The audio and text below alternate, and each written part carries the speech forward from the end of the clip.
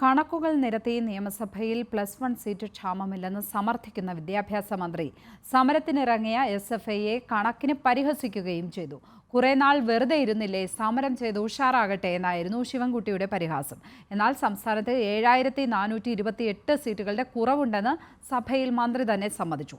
നാളെ വിദ്യാർത്ഥി സംഘടനകളുമായി നടത്തുന്ന ചർച്ചയിൽ SFIക്ക് മനസ്സിലാകാത്ത കാര്യങ്ങൾ മനസ്സിലാക്കാമെന്നും അദ്ദേഹം പറഞ്ഞു. സംസ്ഥാനത്ത് ഈ അധ്യയന വർഷത്തേക്കുള്ള +1 ക്ലാസുകൾ ആരംഭിച്ച ദിവസം തന്നെ നിയമസഭയിൽ വിഷയം സബ്മിഷനായി ഉയർത്തിയത് ഭരണപക്ഷ നിരയിലെ INL MLA അഹമ്മദ് ദേവർകോവിൽ. സംസ്ഥാനത്ത് സീറ്റ് ക്ഷാമമുണ്ടെന്ന് ദേവർകോവിൽ. കണക്കുകൾ വെച്ചുകൊണ്ട് ചില കുറവുകൾ, സീറ്റുകളിൽ വന്നിട്ടുള്ള കുറവുകൾ ഉണ്ട് എന്ന യാഥാർത്ഥ്യം നാം മനസ്സിലാക്കേണ്ടതായിട്ടുണ്ട്. പരിഹരിക്കാൻ ഏതാണ്ട് 21,640 കുട്ടികൾക്ക് പ്രവേശനം ലഭിക്കാത്ത സാഹചര്യമുണ്ട്. ഇതിൽ അടിയന്തരമായി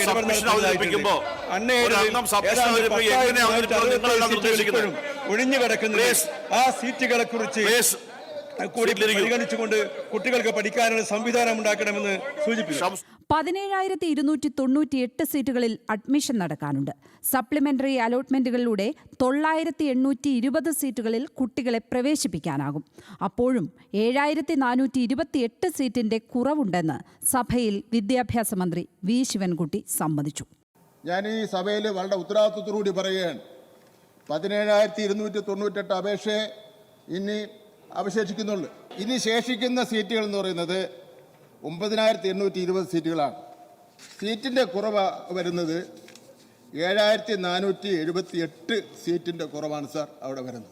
പ്ലീസ് സാർ, അത് നാളെ വിദ്യാർത്ഥി സംഘടനയുടെ യോഗം ഉച്ചയ്ക്ക് 2 മണിക്ക് വിളിച്ചിട്ടുണ്ട്.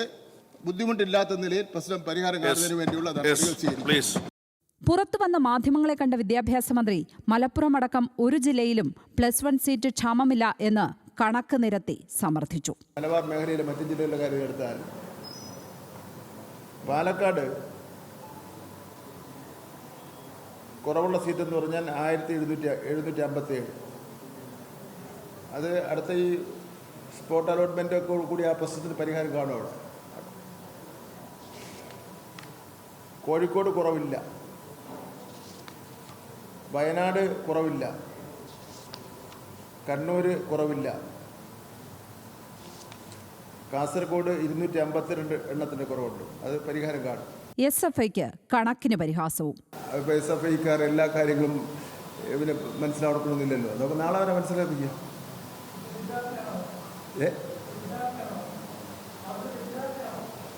അല്ല, അവരെന്താണ് മനസ്സിലാക്കിയിരിക്കുന്നത് അറിയില്ല. അവർ തെറ്റായി മനസ്സിലാക്കിയിരിക്കുന്നുണ്ടായിരിക്കും അവർ സമരം ചെയ്യുന്നു. കണക്കും പരിഹാസവുമായി വിദ്യാഭ്യാസ മന്ത്രി മാധ്യമങ്ങളിൽ നിറയുമ്പോഴും വസ്തുത ഇതാണ്. മലപ്പുറത്തെ മാത്രം കണക്കൊന്ന് പരിശോധിക്കാം.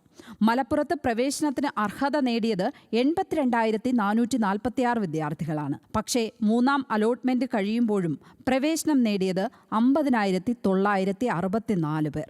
ഇപ്പോഴും അവസരത്തിനായി കാത്തിരിക്കുന്നത് 31,482 പേർ. ഇനി ശേഷിക്കുന്നത് 5,826 മെറിറ്റ് സീറ്റുകൾ മാത്രം.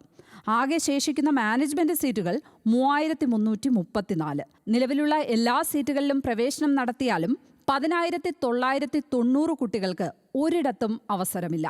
മലപ്പുറത്തെ അത്ര രൂക്ഷമല്ലെങ്കിലും കോഴിക്കോട്, വയനാട്, ഇടുക്കി ജില്ലകളിലൊക്കെ പ്രതിസന്ധിയുണ്ട്. കണക്ക് ശരിക്കു പഠിക്കേണ്ടത് വിദ്യാർത്ഥി സംഘടനകളല്ല, വിദ്യാഭ്യാസ മന്ത്രിയാണെന്ന് ചുരുക്കം. വിവിധ ബ്യൂറോകൾക്കൊപ്പം ന്യൂസ് ഡെസ്ക്, ന്യൂസ് മലയാളം.